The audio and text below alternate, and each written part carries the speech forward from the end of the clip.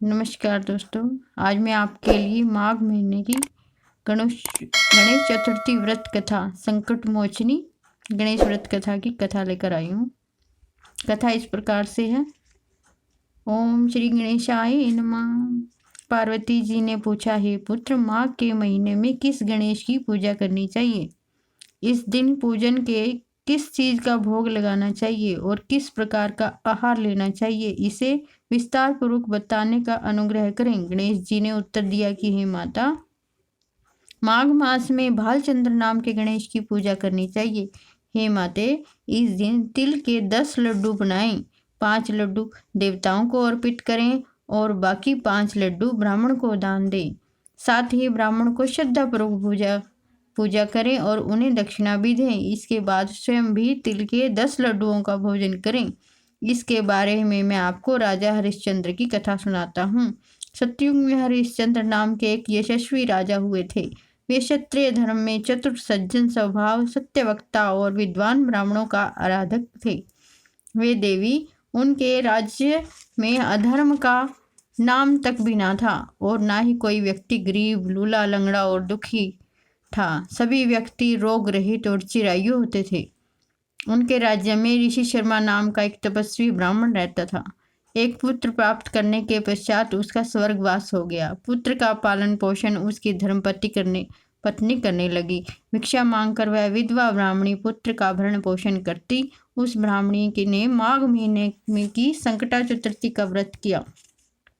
वह सदैव गोबर से गणपति जी की मूर्ति बनाकर उसका पूजन किया करती। हे माते, भिक्षा मांगकर वह उस तिल के लड्डू बनाती। इसी के मध्य में उसका पुत्र गणेश जी की प्रतिमा पर अपने गले में बांधकर उसे कहीं खेलने चला गया। तब तक चंडाल कुमार ने उस ब्राह्मणी के 5 साल के बालक को जबरदस्ती पकड़कर अपने आवा में बिठाकर उस आवे को बंद कर दिया। मिट्टी के बर्तनों को पकाने हेतु उसमें अग्नि दे दी। बच्चे की माता अब अपने बालक को ढूंढने लगी और ना मिलने पर वह बहुत दुखी हुई। वह ब्राह्मणी रोती बिलखती और गणेश जी से प्रार्थना करने लगी कि हे गणेश जी, हाथी के समान मुख वाले, विशाल काय वाले, आप मेरी दुखियारी की रक्षा कीजिए। हे लंबोदर, हे विनायक, हे 4 भुजाओं वाले, हे मस्तक पर चंद्रमा धारण करने वाले, हे दयावंत, मेरे पुत्र के विरह में मैं दुखी हूँ, आप मेरी रक्षा करें। इस तरह वह ब्राह्मणी आधी रात तक रोती रही।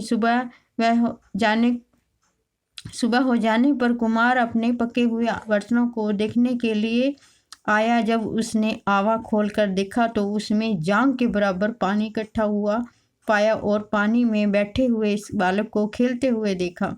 वह आश्चर्यजनक घटना को देखकर वह आश्चर्यचकित हो गया। वह डर के मारे कांपने लगा। इस अद्भुत घटना की खबर उसने राज दरबार में आकर दी। उसने अपने द्वारा किए हुए कुकर्म को राजा के सामने बता दिया। कुमार ने कहा कि हे महाराज हरिश्चंद्र, मैं अपने बुरे कार्य के लिए मृत्यु तुल्य कष्ट सहने को तैयार हूँ। उसने पुनः कहा कि हे महाराज, अपनी पुत्री के विवाह हेतु मैंने अनेक बार मिट्टी के बर्तनों को पकाने के लिए आवा लगाया था, लेकिन मेरे बर्तन कभी नहीं पकते थे, हमेशा कच्चे ही रह जाते थे। तब मैं डरकर एक तांत्रिक के पास गया, उससे वजह पूछी। उसने कहा कि तुम बिना बताए किसी लड़के की बलि चढ़ा दो, तुम्हारा आवा पक जाएगा। मैंने विचारा कि मैं किसके बालक को भेंट चढ़ाऊं।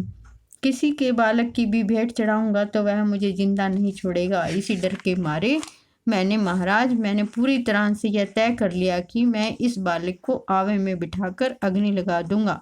मैंने अपनी पत्नी की सलाह से ऋषि शर्मा ब्राह्मण का स्वर्गवास हो गया है। उसकी विधवा पत्नी भिक्षा मांग कर वह पेट भरती है। वह उस बालक का क्या करेगी? मैं अगर उसके बालक को भेंट चढ़ा दूंगा तो वह मेरा आवा पक जाएगा। मैं इस घोर पाप को करके रात में चिंता रहित होकर सो गया। सुबह जब मैंने आवा खोला तो मुझे दिखाई दिया कि इस तरह लड़के को मैं जिस तरह बिठा गया था उसी प्रकार वह बिना डर के बैठा है। उस आवे में जांग तक पानी भरा हुआ था। इस भयानक दृश्य को मैं देखकर कांप गया। इसकी जानकारी देने के लिए मैं आपके पास आया हूँ। कुमार की इस बात को सुनकर राजा बहुत हैरान हुआ। उस बालक को देखने के लिए गया। वहाँ बालक आनंदपूर्वक खेलते हुए देखकर मंत्री जी राजा से कहा कि हे, यह क्या बात है? यह लड़का किसका है? इसका पता बताओ। इस आवे में जांग जितना पानी कहाँ से आ गया? बालक को अग्नि में जलाया था और ना ही भूख प्यास से व्याकुल हुआ। वह आवे में इस प्रकार खेल रहा है जैसे अपने घर में खेल रहा हो। राजा इस प्रकार की बातें सुनकर तभी वह विधवा ब्राह्मणी रोती रोती वहां आ गई। उस कुम्हार को कोसने लगी। जिस तरह गाय के बछड़े को देखकर रंभाती है, वही दशा उस ब्राह्मणी की थी। वह ब्राह्मणी अपने बालक को गोदी में लेकर प्यार करने लगी। कांपती हुई राजा के सामने बैठ गई। राजा हरिश्चंद्र ने पूछा कि हे ब्राह्मणी, क्या तू कोई जादू टोना जानती है या तूने कोई धर्म कार्य किया है जिसके फलस्वरूप बच्चे को अग्नि छू भी ना सकी? राजा ने कहा, कहने लगी कि हे ब्राह्मणी बोली, हे महाराज, मैं कोई जादू टोना नहीं करती, ना ही कोई तपस्या योग विधि जानती हूँ। हे महाराज, मैं तो संकट मोचन गणेश चतुर्थी का व्रत करती हूँ। व्रत के प्रभाव के कारण मेरा पुत्र जीवित बच गया है। ब्राह्मणी की इस बात को सुनकर राजा ने आदेश दिया कि मेरे राज्य में समस्त जनता इस संकट नाशक गणेश चतुर्थी का व्रत करेंगे। राजा ने कहा कि हे पतिव्रते, तू धन्य है। उस दिन से नगर में सभी लोग प्रत्येक मास को गणेश की चतुर्थी का व्रत करने लगे। श्री कृष्ण जी ने कहा, हे युधिष्ठिर, आप भी इस उत्तम व्रत को कीजिए। इस व्रत के करने से आप राज्य को प्राप्त करेंगे और उसकी सभी इच्छाएं पूरी होंगी। भगवान श्री कृष्ण के वचनों को सुनकर युधिष्ठिर बहुत प्रसन्न हुए और माघ कृष्ण चतुर्थी के व्रत करके निर्विघ्न राज्य का सुख भोगने लगे। धन्यवाद दोस्तों। राधे राधे। कृपया आप मेरे चैनल को सब्सक्राइब करें।